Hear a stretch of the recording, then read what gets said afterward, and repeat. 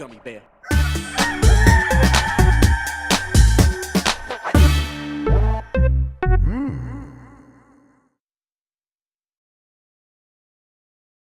It's the internet. You're busy. Let's do this for February 28th, 2024 for the next hour or so. Let me help you sort through the world of gaming on Game Mess Mornings Live with me, Jeff Grubb. Today, Nintendo has activated the attorneys to sue the biggest Switch emulator, and Sony says it must rethink how it makes its marquee games. But first, please join me in welcoming today's co-host at Game Mess Mornings. It's Lex Luddy, everybody. Lexi, how are you doing?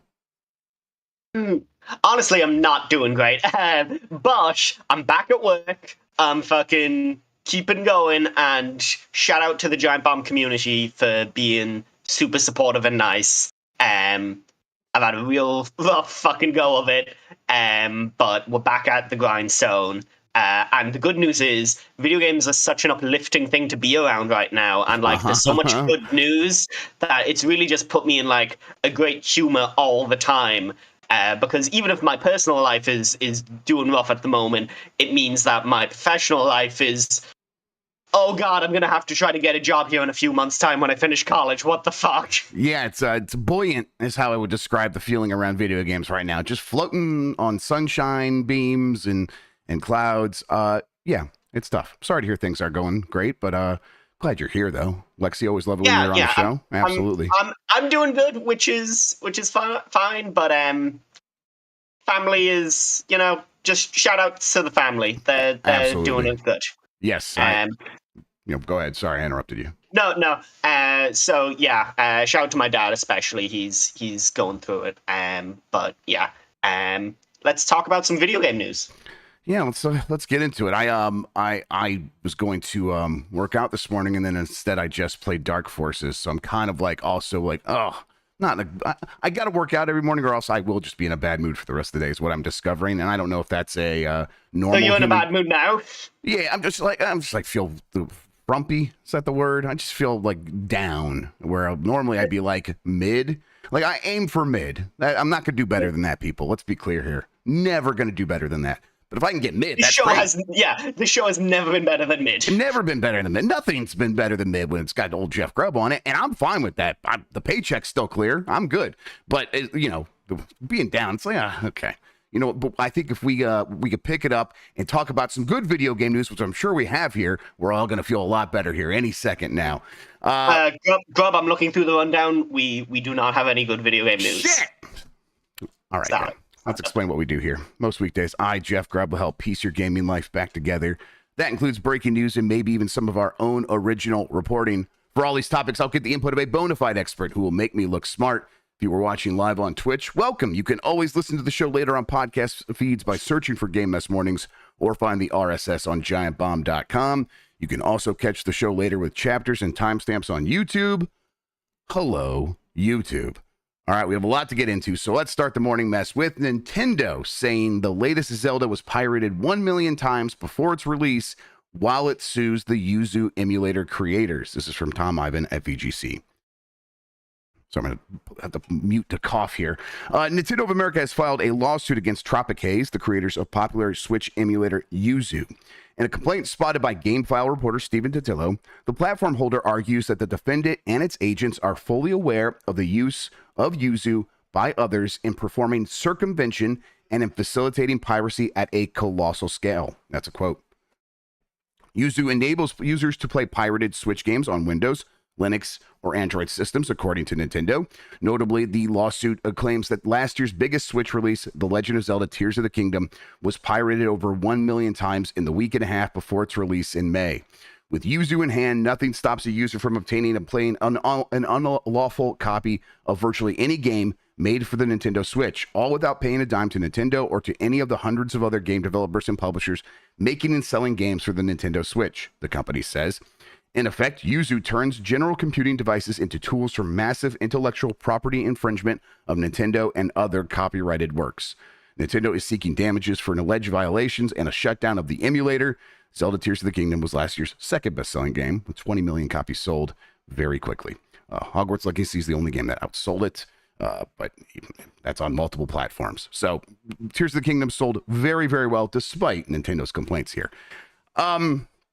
let's dig into this. Lexi, this is it's a weird one. People will hear this and be like, Nintendo's coming after emulators, and it's a little bit more complex than that.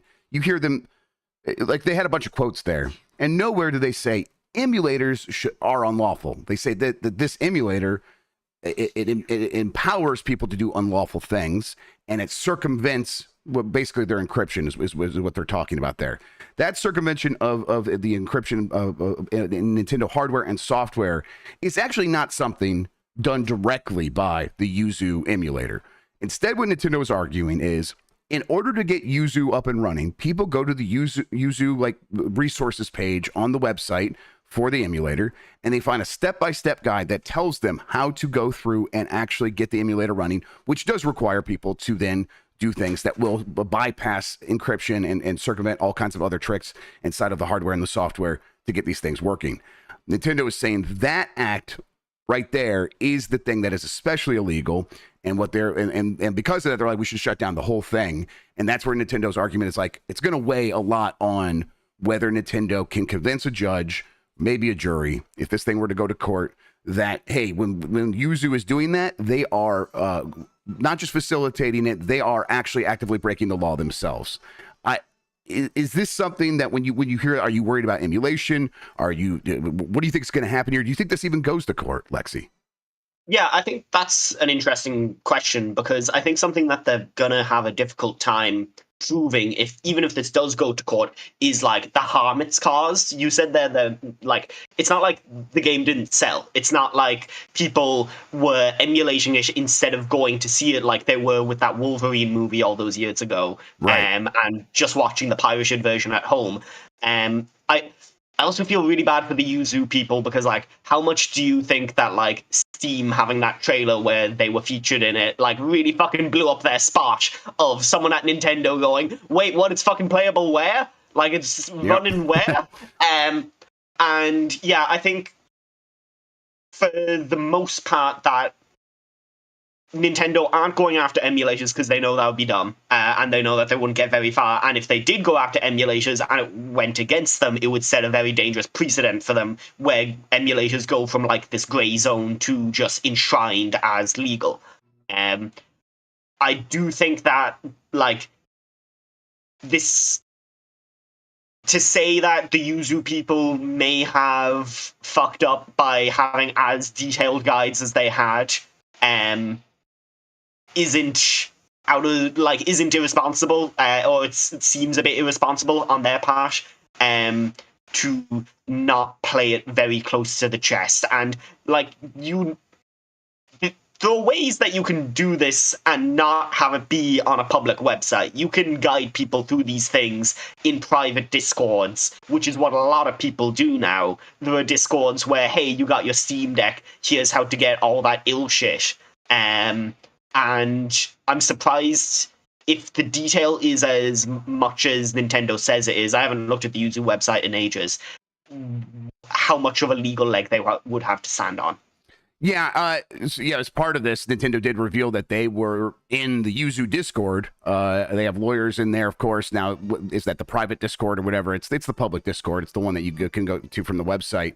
And they were like, hey, when you go in there, the people that are responsible for Yuzu are very clear about like, hey, no, we're helping you get to the pirated software. We are helping you get to run commercial games. And this is part of their argument, that Yuzu is fully aware of what's happening here. They are, again, it's going to come down to whether Nintendo can convince a judge that does rise to the level of them violating the law, violating the DMCA. I think the good news for Nintendo is they probably will be able to make a very compelling argument that is going to sound compelling to a judge, but it's still going to be a little bit of a tough uphill battle there. Lexi, I got to help my kid real quick with something. Just let me help her. Nice. The other thing that like I found a bit weird about the bits that have come out of this case was like when Nintendo seemed to say that they like, their whole thing was like, oh, spoilers are terrible, and it ruined the experience for the fans. And then you had a bunch of tweets from, like, fan accounts that were like, oh no, the game's out, and oh shit, chat just told me I'm in control of the show, I can do anything now, and Grubb's walking away. Ah, this is fucking great. Never mind what I was saying. So we're all decided that, like, Grubb's next on Blight Club, right? Grubb is next on Blight Club. I've had to enter in and reassure everyone that Grubb is not next on Blight Club. It has to be Dan. Wait, what is happening? Don't worry. Why does it have to be said out loud? You were gone too long. That's horrifying that this is even a discussion. Of course I'm not next on Blight Club. Oh, man. Anyway, I was going to talk a little bit about how it was funny that Nintendo were like starting to insert tweets into their legal proceedings of like fans being upset that that the game was being spoilt for them. Yes. As if that's like legal documentation of like, oh no, the joy and wonder has been spoilt. It's definitely it feels like a kitchen sink thing where Nintendo's like going to throw in everything, even if they know that there's no chance on earth that a judge is going to care that something was spoiled. But it's like, you know, yet another thing that they can bring up in court and just like talk about for a little bit, just to like really gum up the works, gum up the system. Really, their whole stance here, the thing where they're actually going to have a chance, is this circumvention argument, and it's and the fact that it's indirect does give Yuzu some cover. The fact that they're like, hey, we're not doing it, we're telling you how to do it. And it's like, well, I thought this was America. I thought we had free speech. We're just telling people, like, you know, we can tell you how to build a bomb. So, well, can you, like, there's going to be some wiggle room there. And I think Nintendo connecting the dots and saying, you on your website, tell people how to do this. You know that they're what they're doing this for. And the evidence is, like, you published telemetry data about how people are using Yuzu. You see yourself that that Tears of the Kingdom was the most played game on Yuzu. So you know what's happening here, and so because of that, you're culpable, and you can't like play coy and be like, oh well, this is just for homebrew software. Although that will give Yuzu some defense here, that they could be like, hey, there is ways to use Yuzu that are completely legal and have a precedent that protects them.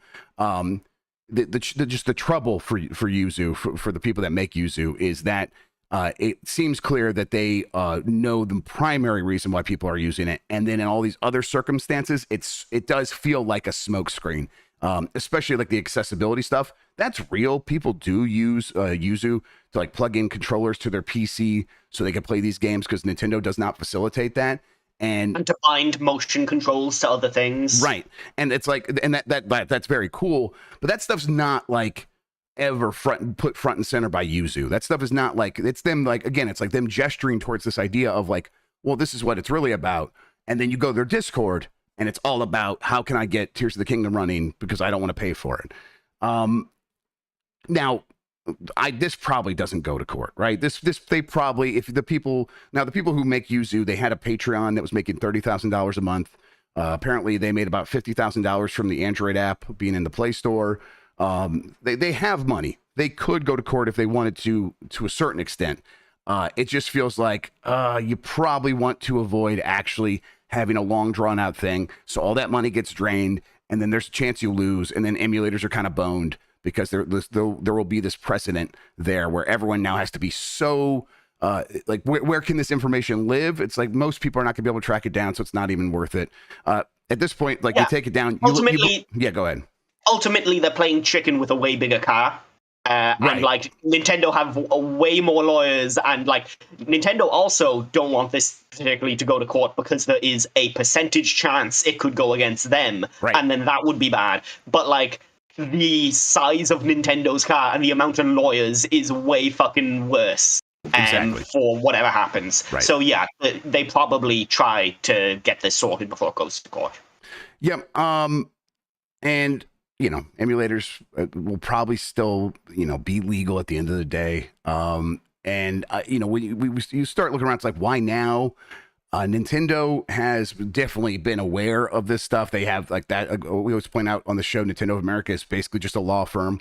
They almost assuredly, like, from the beginning, have had a team of attorneys and paralegals looking at this stuff, actually joining the Discord, keeping track of all this information, having it ready to go to weaponize it if Nintendo were ever so to choose, like, to actually see it through. And now here we are, they're doing that.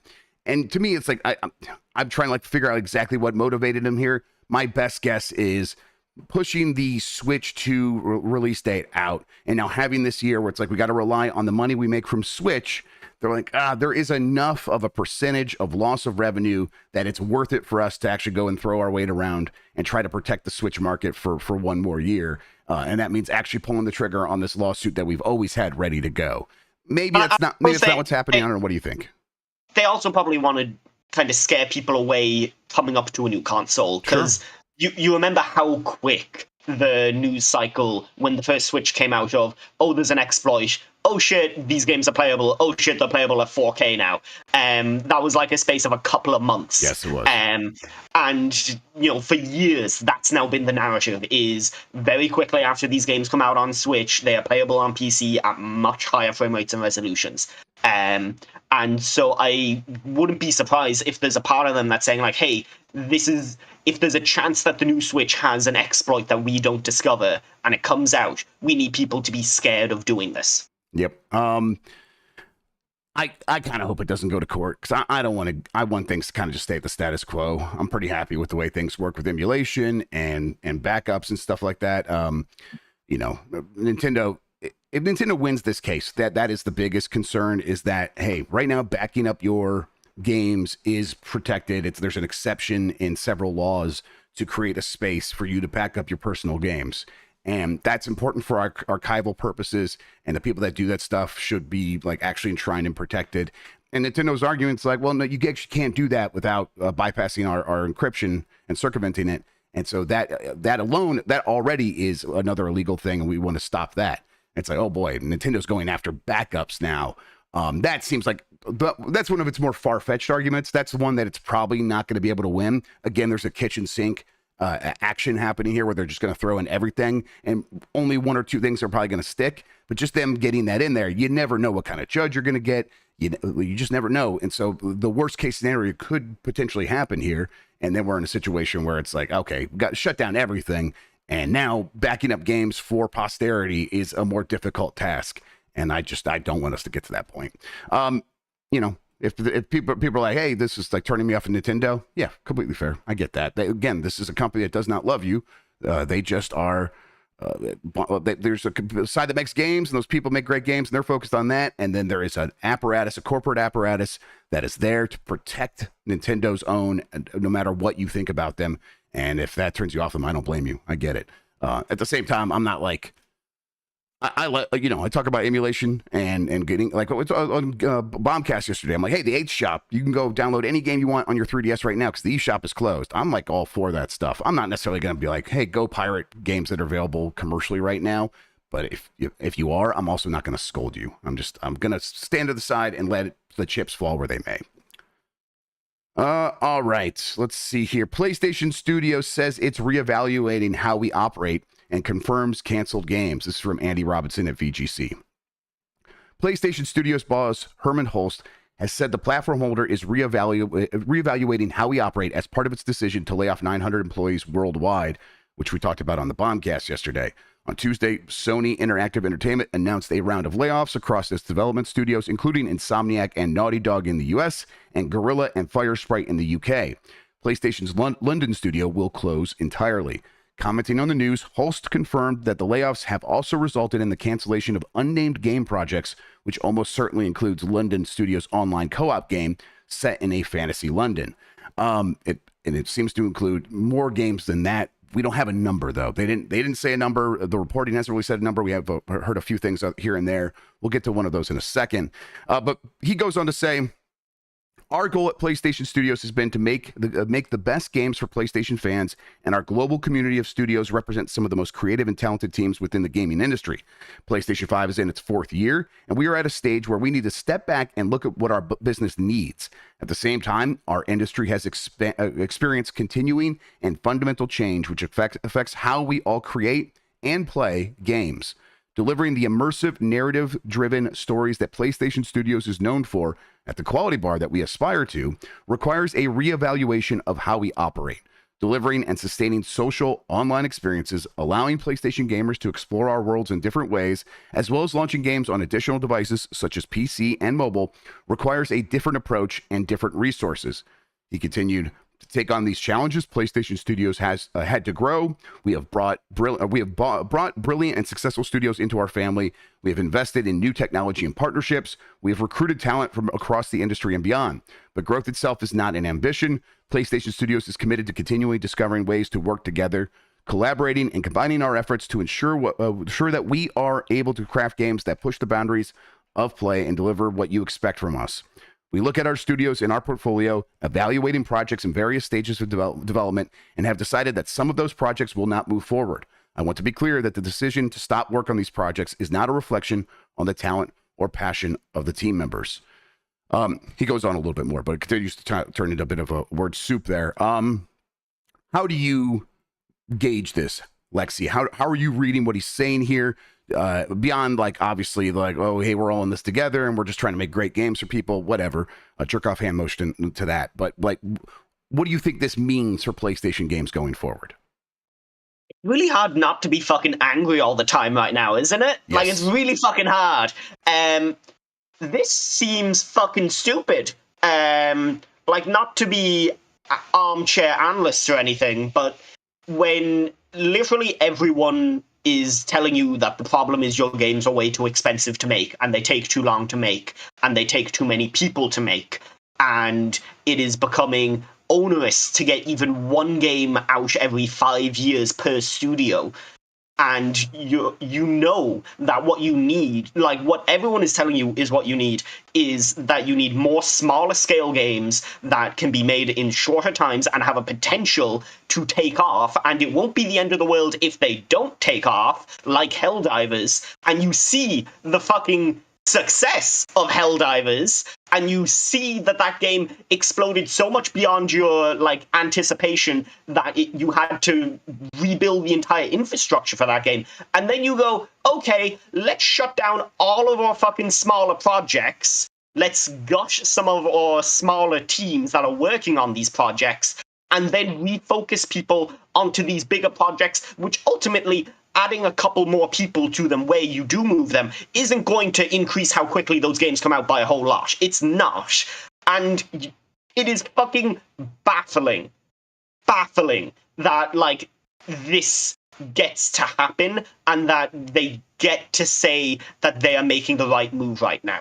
Because they are very clearly looking at something, being told incredibly clearly by everyone. Everyone can fucking see this. This is like when Embracer was buying a bunch of shit and everyone was like, hey, this probably won't end well. Everyone is telling them what is going to happen. And we're all telling them, hey, this isn't sustainable. And their only reaction to it is to double down because it's the only way they know how to make money currently. It's the only version of doing this that they currently know. And they've forgotten all the previous ones. A clip was going around of Sean Layden talking about like why he liked Vib Ribbon. And he was like, listen, it didn't sell 1 million copies, but like it was emblematic of what we were doing. And like we were trying new stuff and we were doing new things. And sometimes it worked and sometimes it didn't. And this fucking version of Sony isn't going to have that. This is like fucking early PS3 era Sony, where they're just so ahead in the sand that they think they can do anything and it will work out fine for them. It's not working out fine. You're the biggest fucking console. You're making the most money. You're making the most profits. And it's not enough right now. Something has to give, and it is giving, and you're still fucking lying to yourself and saying like, oh, actually, no, it'll be fine if we just like focus up and like really reinvest in the thing that isn't working. Yeah, it's you know, someone pointed out in chat, Rob Zachney over at Remap Radio just posted a version, like, reporting on this story as if it's the Roman Empire, and it really feels like I get what he's going for there immediately, because it is like, okay, yeah, we have conquered the gaming world, and now we are looking upon our works, and now, oh my God, we look behind us, and everything is crumbling because under its own weight, and it's just and who's gonna really pay for that? Like, first, the people are going to pay for that, the people at the bottom. Eventually, it might work its way up. It did in the Roman Empire, but as far as this goes, it is, you know, the little people pay first. The frustrating thing here is they don't really offer any sort of new vision. You're right. they keep saying like we need to do things the way we've done it, but we got to rethink how we're going to do it. And so, okay, well, what does that look like? And they're like, well, we're going to put games on PC and mobile. It's like, oh shit, okay, well, does that mean like the next Horizon game is going to launch on mobile, or are you going to try to make mobile games? Because you've tried to do that before and that didn't work. It's just they've run out of a bag of tricks. They had a bag of tricks. They were pulling stuff out for a while. They had VR, and now here is live service games, and we're going to keep pulling that stuff. And they've reached in the bag, and there's nothing left in there. And now they are in a situation where they are the growth is, they're looking around for it, and there's no obvious place to get it from. And I think that we are going to have to just like not look to these companies anymore in the way we used to. It's kind of does feel over. Now, for most people that like you're going to hear, they'd be like, no, I'm still going to be playing games on my console. And of course you will be. But as far as them like leading the industry and being like the thing you associate with gaming, that does feel like it's come to an end here. And we're going to be in this messy transition period where it's like, what fills that vacuum, if there even is a vacuum? And it's like, well, it's going to be games from out of nowhere, usually. Like we were doing a hidden gems for the Nintendo DS. And it's like so striking how different video gaming was back then in the mid 2000s, where it's like, hey, the DS, like the Marios and Zeldas on that thing kind of stunk. They weren't great. They were okay, maybe at best. But here's a list of 50, quote unquote hidden gems. And it's like, no, that's just what the games were back then. Games coming out of nowhere, like no reason to think like, oh, well, this is going to be a big hit and people are going to pick it up and like, okay, no, I'm going to be thinking about Elite Beat Agents for forever and Henry Hatsworth and all these games. And it's like that stuff does still happen. It has just shifted away mostly from consoles. It's happening on Steam. It's happening in early access. And the consoles never figure out a way to like grab that energy and make it the core of what they do. And they spoke to an audience where it's like, hey, no, we want home runs because that makes the most sense. When we make a bet, we want to see the biggest return possible and to the exclusion of all these other games that are happening that were interesting. And now they are reaping what they've sown there to the point where it's like, well, the next home run has to be bigger and the next one has to be bigger and the next one has to be bigger.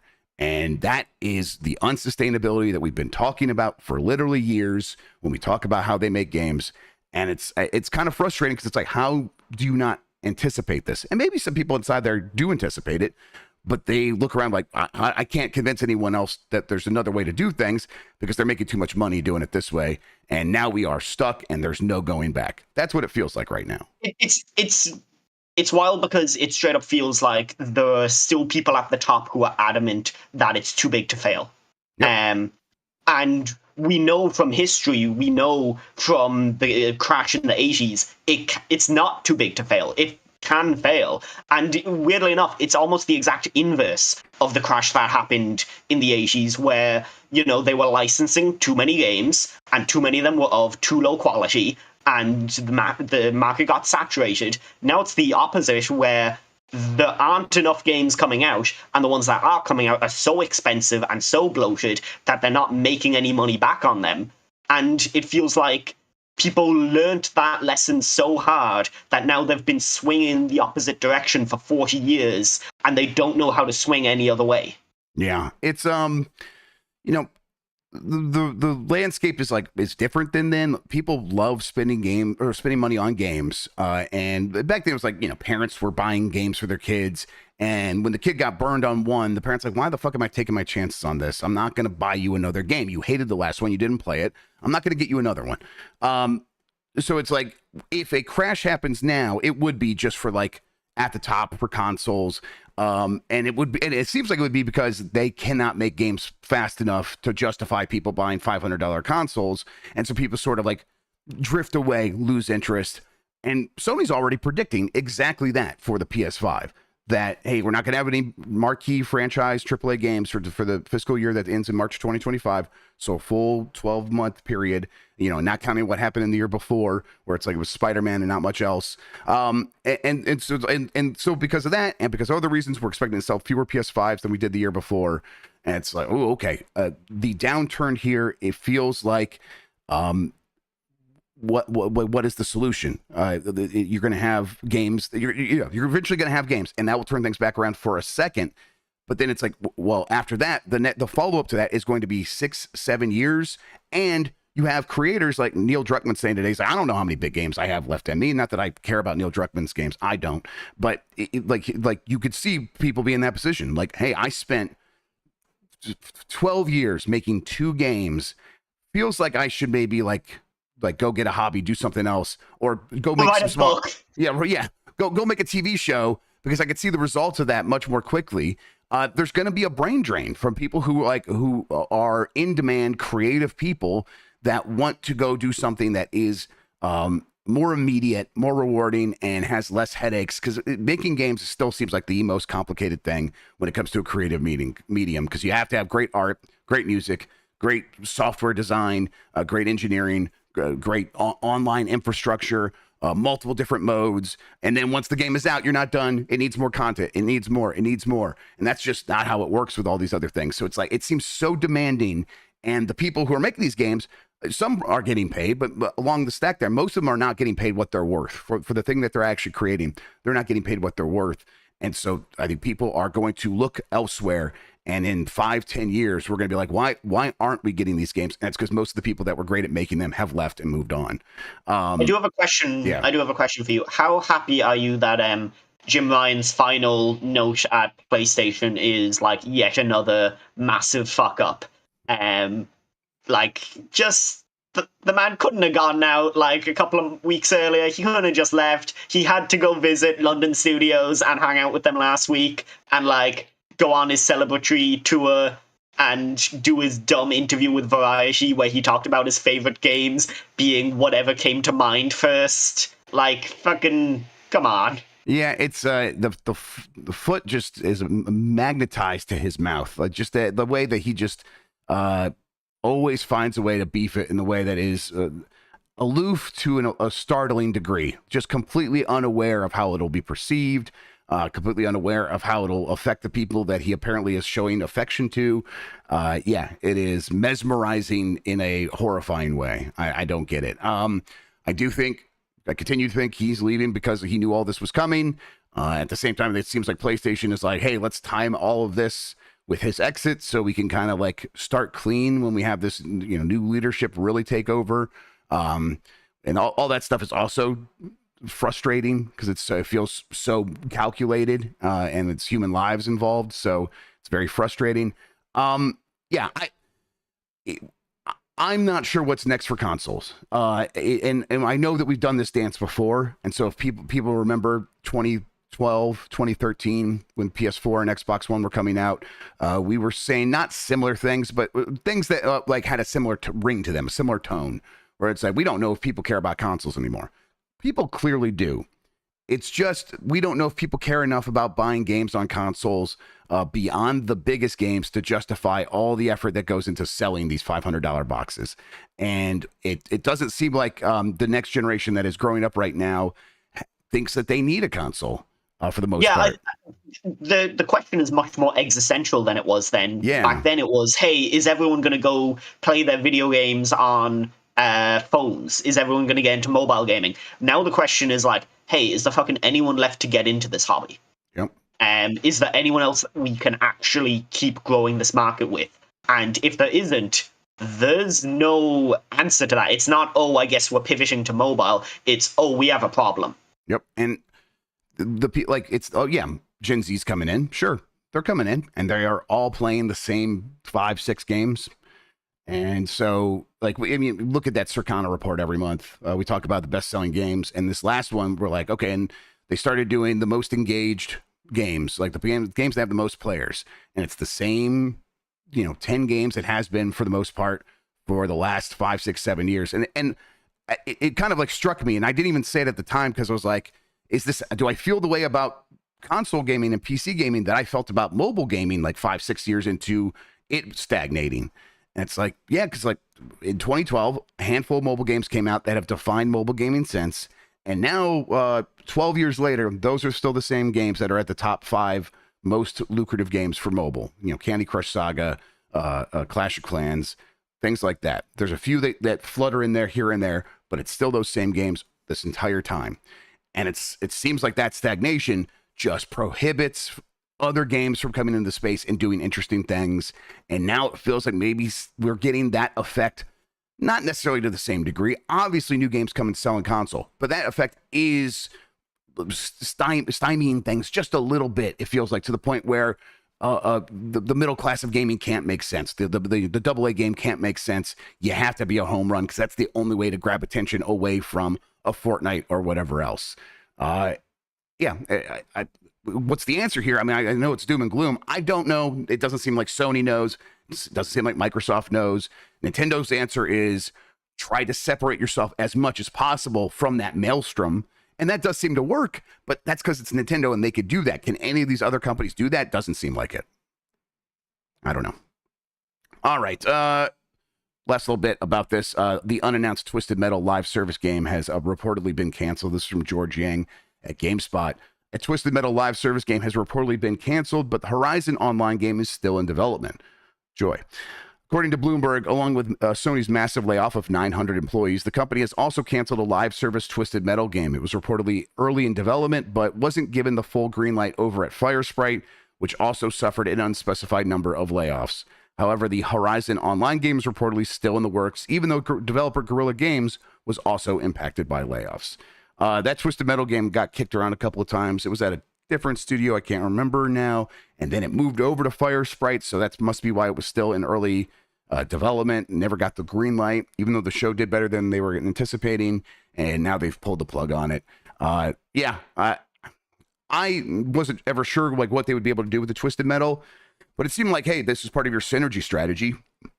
Create a show or a movie, create a game that ties into it, let those things feed on each other. But even at the time when we were talking about that strategy, Lexi, we always said that was easier said than done, because making a game to line up with the launch of a TV show or a movie is very challenging because they're two very different beasts, as we just talked about, right?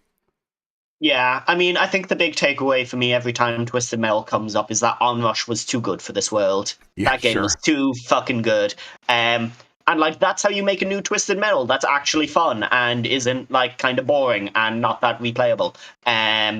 But yeah, I don't know where they go next if they have these IP that like have some cachet. Like, people remember Twisted Metal, people have heard the name Twisted Metal, and like, if they're not going to make games around them, like, why aren't you using those?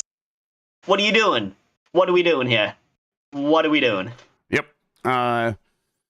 This definitely, like, that was one of the live service games. I don't know if that was one of the 12 because apparently it never got green lighted. So does that count? I don't know. We don't really know what the fate is of most of those games. Honestly, it feels like the final shoe is not dropped there, and there will be more cancellations of these games. Speaking of the other shoe dropping, a few weeks ago, I had a source tip me off saying, hey, there's going to be a lot of layoffs at some of these biggest companies. And they started happening. I was like, oh, are these it? And they're kind of like, I'm like, okay. And then the Microsoft one happened. And then I got the impression, well, that was the big one. And then the Sony coming along and basically doing the exact same thing, cutting 8% of its workforce. And I'm like, okay, well, maybe we're through it. And it's like, no, now I'm hearing there are more layoffs coming. I don't know much more. The stuff is kind of gets you in trouble with the SEC if you like where the wind's blowing with a company like this. So I'm not getting those details. But it's like, no, people are hearing more big layoffs are coming. Not to like, again, put a cloud around everything, but we're not through this, and I don't think anyone listening necessarily was expecting us to have been through it. So great. All right, let's take a break, come back, talk about some other stuff, more headlines right after this.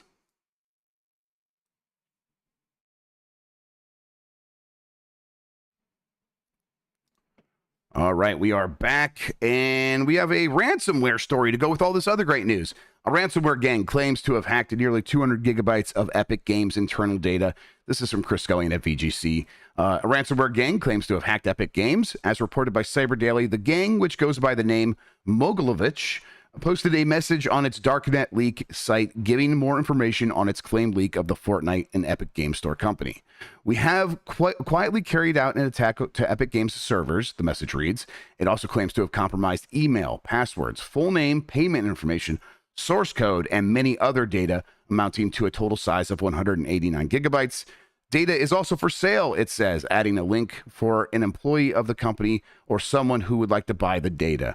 Epic Games has provided VGC with a statement regarding this story. We are investigating, but there is currently zero evidence that these claims are legitimate. It says Mogilevich has not contacted Epic or provided any proof of the veracity of these allegations. This is something that has happened frequently, but I would imagine that it's maybe happening so frequently that some people would try to fake it. My guess here is this probably is going to get confirmed, and Epic will come out and say so when it's able to verify it. This is also a thing that's not going to go away. These ransomware attacks, they work, they're big, and they will continue to happen. Epic getting hit is not too surprising. That is a big target, and having source code out there is going to be the kind of thing where they'll be able to sell that to shady developers around the world. And having payment information, obviously that's something they could take to the darknet as well and sell that. There's a huge market for that. So not too surprising, but just another headache for the video game industry. What if it turned out that they didn't actually steal any source code? It was just 200 gigabytes of copies of that video of Tim Sweeney climbing a tree. Well, then listen, get in contact with me. I'll buy those. Yeah. I need that. Yeah. That's for me. We need someone to make sure that video is always available at any given point in time. It must be protected at all costs, and I got like $50 for it. So get a hold of me, ransomware group Mogilevich. Final Fantasy VII Rebirth's a physical Japanese release has the wrong labels on each disc. Let's fucking go. This is from Chris Scullion at VGC. A printing error with the physical Japanese release of Final Fantasy VII Rebirth means the discs have the wrong labels on them. As pointed out by the official Final Fantasy VII Remake account on Twitter, the game comes with two discs, the data disc and the play disc, but they have each other's labels instead. As such, players have to insert the disc labeled play disc first to install the data, then insert the disc labeled data disc to play the game. According to Square Enix, the error was due to a defect in the manufacturing process at Sony Interactive Entertainment. It's not yet clear if the issue has been replicated on the Western release of the game or if it's exclusive to Japan. Man, we haven't had like multi-disc games very frequently, and this is the kind of thing where it's like the people that knew how to do this are gone. Which disc is which? It's impossible to tell. Just put whatever on there. This is going to be a bit of a headache because there's going to be a massive number of people who aren't like on Twitter. They're probably going to have to like open these cases up and like put in a notification or something. I don't know what's happening here, Lexi. Motherfuckers flew too close to the sun. First, they were like, we're going to release the game on a leap day so that, like, it's all quirky and weird, and we only celebrate the anniversary every 4 years. And, like, this is where we fucking ended up, was someone in the factory was like, fuck it, you want to play games? Let's play motherfucking games. Yeah, this is funny. This is stupid. Yeah. Yeah. People are speculating that this run is going to be worthwhile. I see people in chat saying that. It's like they probably printed like several 100,000, if not more, copies of this. I mean, how much could that be worth if there's that many out there? This is the first run of a massive game that they expect to sell very well. Obviously, it'll probably be worth a lot outside of Japan, but in Japan, it probably won't be worth much. That's a good point. It's regardless. Clearly, it is a collector's item, and people will value it somewhat. It's probably just not going to be worth some astronomical amount of money. People do like misprints, though. That is definitely true. I know it's a big thing with like coin collectors. It's all about misprints. It's just, man, I love these kinds of stories, Lexi. My favorite one is always the Capcom, like the P and the C all out of place in Capcom on the side of their games. When Capcom was like kind of having a rough go of it before they figured things out with Monster Hunter and Resident Evil. They had a bunch of like Resident Evil games on the DS that like had misprints and stuff. They had like 3 or 4 where they just clearly, whoever was there was new at their job. Yeah, Revelatons. Yeah, instead of Revelations. Yeah, that's it. Yeah, that's a great one. They should release a game called Revelatons. Yeah, I mean, it's like, yeah, printing stuff is the kind of thing where it's like, this is annoyingly expensive. Let's just go with the cheapest option, and we're not gonna have a ton of quality control. Just get it out in the stores. It's fine. I'm sure that says Revelations. I'm not gonna check. Ultimately, though, I can't dunk on them too much because, like, as a very dyslexic person who is also a writer and an editor, right, I feel that pain. Yeah, I'm just like, listen, man, I've been fucking there. I've sent pictures and instantly realized that I spelt like 5 words completely wrong and look like a dumbass. Like, it's fine. And at the very least, it's like, hey, I think the whole game is on these discs. They put out a 2-disc game instead of like just like, hey, download the stuff, get an internet connection and download it. So like they should still be commended for doing kind of a cool thing here, even if they beefed it up. Well, whatever, that's still fine. NetEase opens a new AAA studio, Bullet Farm, led by Treyarch vet David Vandahar. This is from James Batchelor at GamesIndustry.biz. NetEase Games has opened yet another new studio in the West in the form of Bullet Farm and has hired Call of Duty veteran David Vandahar to lead the team. Bullet Farm is headquartered in Los Angeles, but positioned as a remote-first studio. I was going to say, man, open a new studio in Los Angeles. That's bold. Unless you're hiring around the world, in which case that's going to help the cost. And is already working on a AAA game built in Unreal Engine 5. The only details of the game shared so far are that it is a first-person title set in an original universe and will be focused on cooperative gameplay. Studio head David Vandahar is known to many for his 18 years spent at Call of Duty developer Treyarch, where he was a key member of the studio's leadership. And basically, he was the face of all the Treyarch games. He was always the one that would be like, out there talking, and people would be like, David Vandahar, you fucked this game up. I'm mad at you. And then of course, but when the next game was coming around after everyone was mad at Infinity Ward, they'd be like, oh God, David Vandahar, come save us, please. Tell us about the numbers. What are the numbers? He is. This game's probably going to be inspired by Helldivers too, right? A first-person shooter with cooperative gameplay as a focus. Kind of hard not to make one of those these days and not be like, we should learn some lessons from that game. And I kind of hope they do. I think if I'm looking at Helldivers, the lesson everyone should learn is make your shit just really specific, like and go hard and have an internal consistency that people can get behind and understand. And then hopefully all those decisions lead to something where it's a lot of emergent storytelling and people can have these great moments and tell stuff to their friends.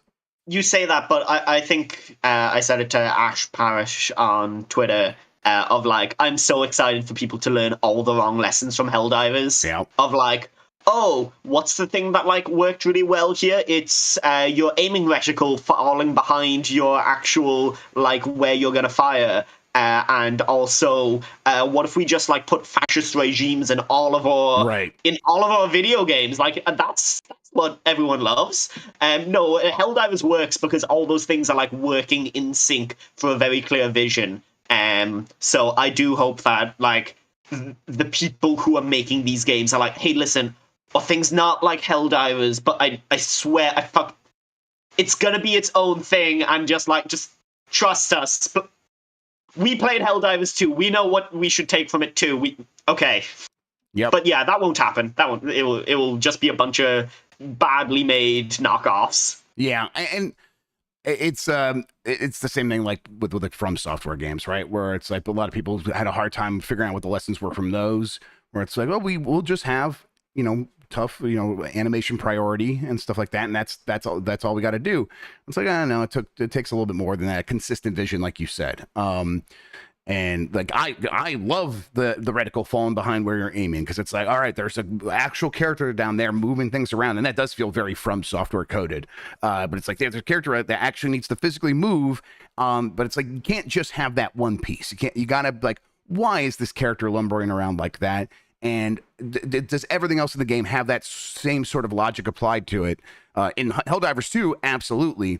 Hey, David Vandahar, smart guy. I'm sure they'll figure it out if they try to like emulate all that stuff. Obviously, there's going to be a lot of Call of Duty influence as well. But hearing that it's cooperative and coming out of a world where it seems like people are very down for those kinds of experiences, it's like, yeah, clearly you look to what they're doing with Helldivers and some other games as like good shining beacons of where to go next. NetEase has started several Western studios, though. They have Worlds Untold, which was helmed by Mass Effect dev Mac Walters. Fantastic Pixel Castle, led by former Blizzard designer Greg Street. T-Zero Entertainment, which is under veterans Rich Fogel and Mark Tucker. Bad Brain Games Studio, led by former Ubisoft Toronto producer Sean Crooks. Anchor Point Studios with Remedy and Smilegate alumnus Paul Erhardt. And then there's Jar of Sparks, headed up by former Halo Infinite head of design Jerry Hook, and Jackalyptic Games, formerly Jackalope Games, led by former Cryptic Studio CEO Jack Emmert. So that's a lot of fingers in a lot of pies, and I'm curious how many of these come out and what size these teams are at now? Because they always make a big deal of like, we're hiring up, but like how much are they hiring up? Right, and a few years ago, it was clear like these studios could quickly rushed up to like 200, 250 people. Is that still true? I don't know. Like, I mean, it feels like we're in a world where you don't do that anymore. Build a Rocket Boy, the one from Leslie Benzies, his new studio. They haven't released a game. They've announced a couple of games. They were one of these studios that quickly rushed up to like 200, 300 people. And they, you know, the reporting is, I don't know if they confirmed this publicly, but the reporting is they had some layoffs. So it's like, oh, okay, things have changed pretty quick for studios like this that are new endeavors that haven't released games yet, but we're about to. At the same time, like when you like look around, like what other studios like this have put out games, and it's God, what was that game with all the destruction in it that came out a few weeks ago at the end of last year that everyone was playing? The one with like all the coins blasting all over the place from Embark Studios. That's the name of the studio. The Finals. The Finals. Thank you. Yeah. Embark Studios, The Finals, like they put that out, and that was a pretty good success. That's kind of what you can expect. And Embark definitely had like 250 people before they ever put out a game. So this is a model that has seen some success. I hope NetEase, after starting up all these projects, sees them through and lets these people actually make their games. We'll see. Sonic Superstars fell short of its initial forecast. Sega points to competing with other games, quote, in the same genre. This is from Nintendo Everything. I fail all of my exams because I'm competing against students in the same subject. It's a real fucking problem. It's just like you look to the left. Super Mario is here? Fuck, I'm screwed. During its latest financial results Q&A, Sega commented on the sales performance of Sonic Superstars. We talked a little bit about this. The quote here is, although Sonic Superstars has generally been well received by those who have played it, the timing of the launch coincided with competing titles in the same genre, and it has been short of the initial forecast. The strategic expansion of the Sonic IP is progressing well, and we will continue to work to increase repeat sales of this title. I love the phrase, the strategic expansion of Sonic IP is progressing well. It sounds like some shit Joe Biden would have to say in the State of the Union. It's like, we are replenishing the strategic Sonic supply reserve. That's a wild thing.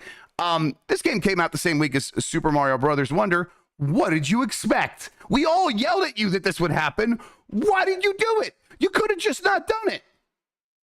Do you think that there was someone who was like in the office who was like, oh, it's going to be like Barbenheimer, not getting like why that fucking worked, and also that like movie tickets aren't $80 each? Yes, like for real. Yes, exactly.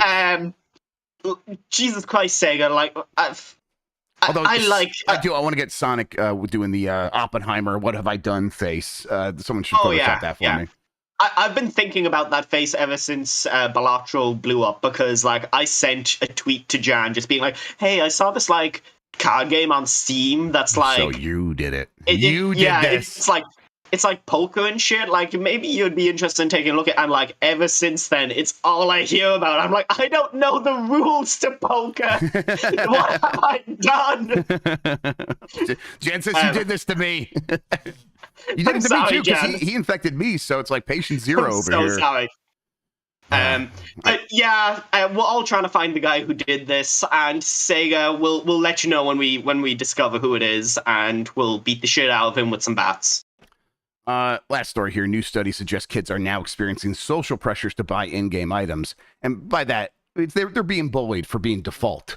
Something I actually have heard about before. Like, default has become a slur among kids. This is from Patrick Klepek over at Crossplay. Shout out to Patrick. The popularity of games among young people is creating social pressure to buy items and skins to avoid feeling left out or bullied, according to a fascinating pair of new studies published by Norwegian researchers as part of a broader effort by Norway's government to better understand the relationship children have with video games.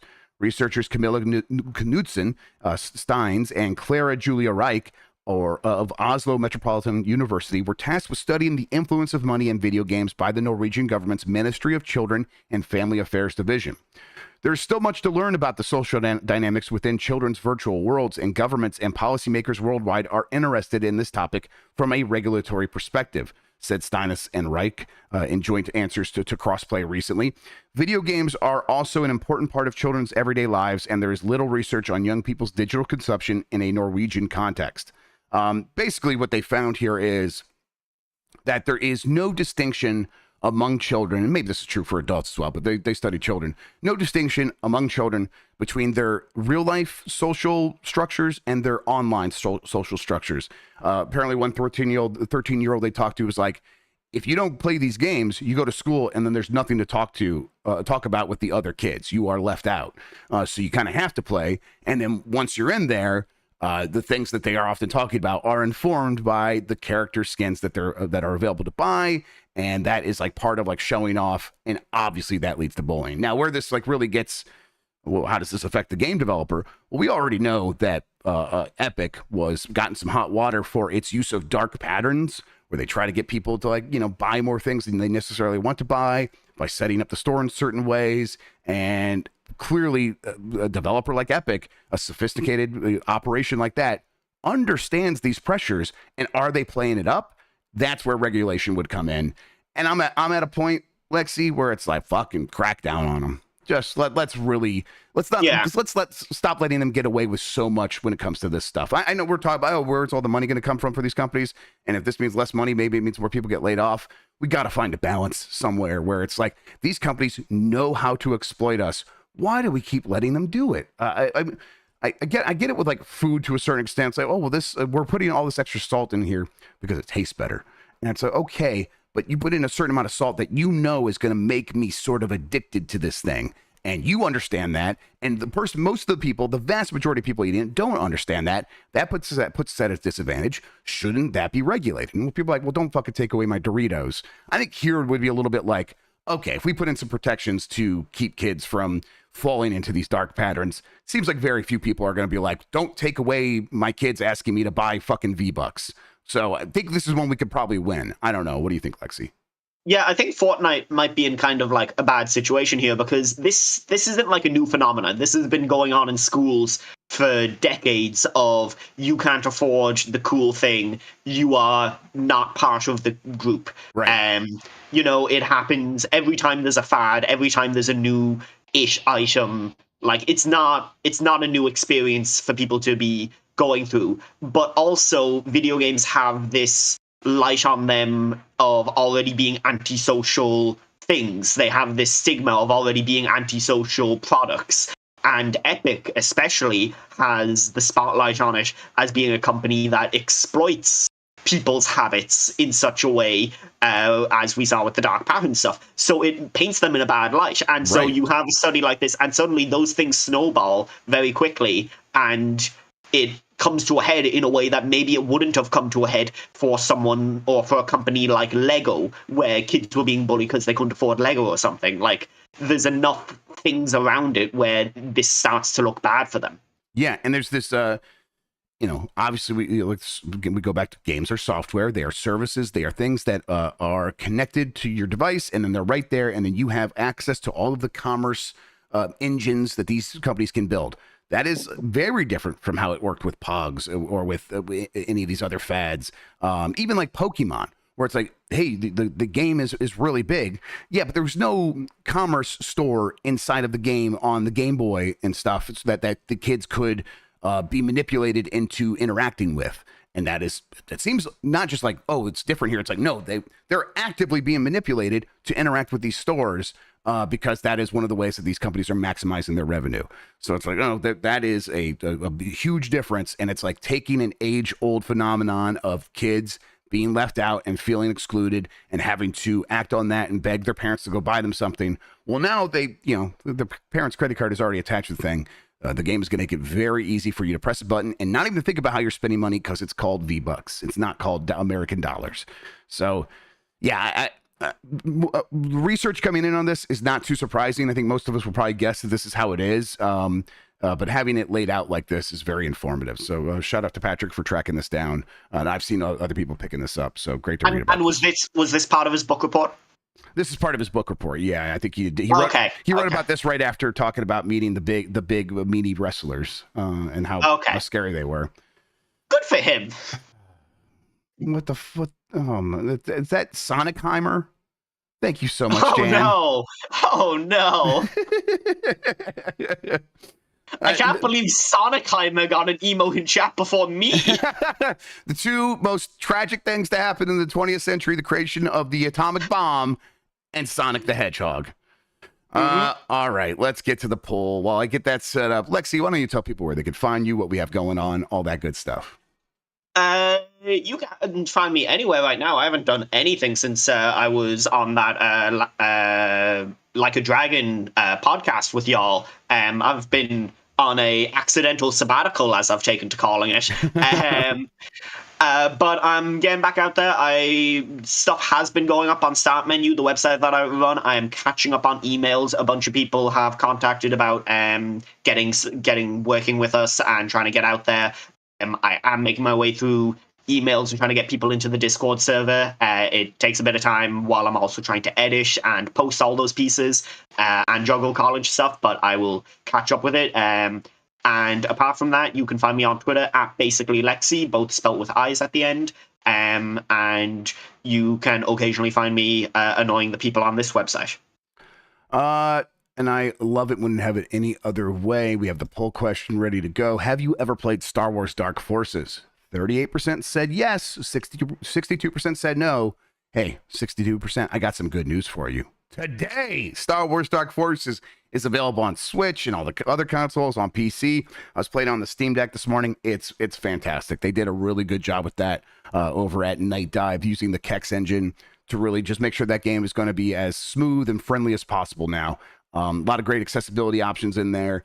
I think most people, if you get motion sick, turn off that head bob. It's an aggressive head bob. I like it, but turn that off if you have any hesitancy. That game is so cool. Not just like to take a second. It's like the stuff that they're doing is the stuff that we always say, like, we wish happened more. And like the Jeff Minter game that's coming out, like they're doing good shit. Yeah, I think between Digital Clips, Night Dive, and a handful of others, it's like we are in a good place where with people who really, they appreciate games and then they know how to like act on that and do something with it. And Star Wars Dark Forces coming back is a very it's a bright spot in what was an otherwise pretty dark show today. New poll question: have you ever used Yuzu to play commercial games? Your options are yes, no, and what are you? You should have just asked if you. Yeah, I was gonna say you should have just asked if we've ever committed a crime. Well, that's the. What are you, a cop? That's an option there, but I'll know what you mean if you put that. Listen, come on. All right, we'll get to that on tomorrow's episode of Game Mess Mornings here on Giant Bomb. Speaking of Giant Bomb, today on Blight Club, we might have the finale of Mortal Kombat Mythologies Sub-Zero, because Mike's at the very end. Now, there's no guarantee. He's got a lot of headaches to overcome, a lot of challenges. But this is Mike we're talking about. I believe in him. I know you believe in him as well. It could happen today. Did Mike and Dan send you the outfit for the next game? I'm gonna fucking quit this website. I'm gonna go into a cave, and you'll never find me, and you'll never take me alive. I actually have Dan's outfit in the cart for my Amazon. I just gotta remember his address so I can actually send it to him. But I am ready to go for that. Very excited. I gotta send him the game too. I wonder. I should look at how much they are complete in box, because I know he likes that shit for that system. Yeah. What if he already owns the game? I highly doubt he owns Superman 64. We don't have to be coy about it. We talked about it a bunch. Okay. So yeah, he knows what's coming. I was like, Mike, should we maybe do something else? And Mike's like, fuck no, he's playing Superman 64. I'm like, okay. Quick question, and you don't have to spoil it if you don't want to. Did you go with the Nick Cage Superman interpretation? I have got some options when it comes to how he's dressing up. So we'll see. We'll see what he's going to look like. That will be a surprise. But hey, I can't wait to see it. And hey, Dan Riker with hair, everybody. That is going to happen. All right. Anything else happening on Giant Bomb? I'm going to play some RZ tomorrow. Tomorrow I might have some more time to play some Mario Maker Mess Mornings before Game Mess Mornings. So look out for that. That'll kind of happen on the fly here and there. And then you'll defeat the Goomba Pit. You'll get past the Goomba Pit. I will get past the Goomba Pit. You'll die after the Goomba Pit. Yes, exactly. And then we'll have Voicemail Dump Truck tomorrow. I think we're putting together a fun show for that if we're able to make that happen. And then, the rest of the week we'll have the UPF, all the good stuff, all the stuff that you're accustomed to finding here on giantbomb.com. Lexi, thank you so much for spending today talking with me about video games. I really appreciate it. Anytime. Thank you Except all. for that one time that I pulled out. It was completely fine. People like I ask you like last minute all the time, and then you're like so apologetic when you're like, I can't do it this. I'm like, it's fine. It I'm happens. Irish. I'm Catholic. Well, ex-Catholic. And chat saying phrasing. I was gonna let it go, but chat, the filthy minds on chat, right? We can't get anything across on this website because of them.